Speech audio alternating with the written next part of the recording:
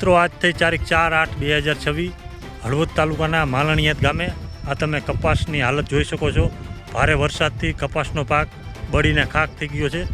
આ વિડીયોમાં તમે જોઈ શકો છો વધારે વરસાદથી પાણી ભરાવાના હિસાબે આ કપાસના પાકને મોટું નુકસાન થયું છે।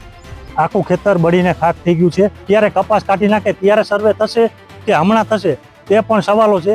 ગઈકાલે જ આપણે હળવદ ધાંગધ્રાના ધારાસભ્ય પ્રકાશભાઈ વરમોરા દ્વારા એવી રજૂઆત કરવામાં આવી હતી કે મુખ્યમંત્રી દ્વારા જે હળવદ વિસ્તારમાં જે વધારે વરસાદ થયો છે તેનું સર્વે કરવામાં આવે, પણ આ સર્વે ક્યારે કરવામાં આવશે?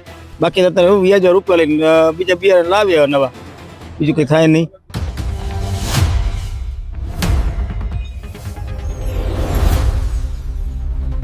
નમસ્કાર મિત્રો, ચક્રવાત ન્યૂઝમાં આપનું હાર્દિક સ્વાગત છે। આજે તારીખ થઈ 4/8/2026। આ તમે મારી પાછળ ખેતર જોઈ શકો છો, કપાસનું ખેતર છે। આખું ખેતર બળીને ખાક થઈ ગયું છે। ખેડૂતોએ આની મલપાર હળ હાંક્યા હોય, દાંતી ચલાવી હોય, રોટાવેટર માર્યું હોય, ડીએપી નાખ્યું હોય, લીટા પડ્યા હોય, ત્યાર પછી વાવેતર કર્યું હોય, ત્યાર પછી આમાં ઉરિયા નાખ્યું હોય, લીંદામણ કર્યું હોય, અનેક જાતના ખર્ચો કર્યો હોય। વીઘે મિનિમમ 10,000ની આજુબાજુમાં એક વીઘે ખર્ચો થઈ ગયો હોય। અને હાલ તમે આજે કપાસનું ખેતર તમે જોઈ શકો છો, આખે આખું વધારે વરસાદથી બળીને ખાક થઈ ગયું છે।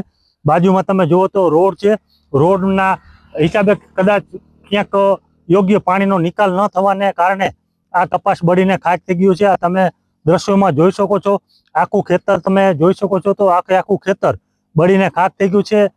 ભાઈ શિવાભાઈ નવા માલણિયાત અને કપાસ 30 વીઘાનો પાણી ભરાતા તમામ સંપૂર્ણ ભરી ગયેલ છે અત્યારે, બરાબર।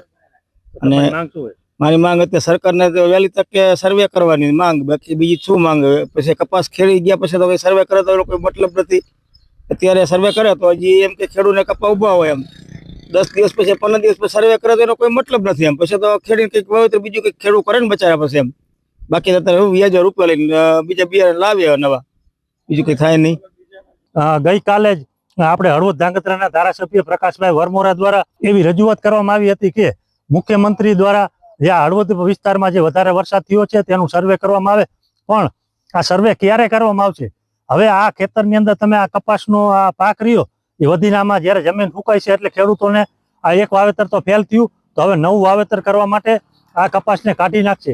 ક્યારે કપાસ કાઢી નાખે ત્યારે સર્વે થશે કે હમણાં થશે તે પણ સવાલો છે। ખેડૂતો વતી અમારી પણ એવી માંગણી છે કે તાત્કાલિક ખેડૂતોનું આ સર્વે કરવામાં આવે તો ખેડૂતોને કંઈક 2 પૈસા વળતર મળે। આભાર।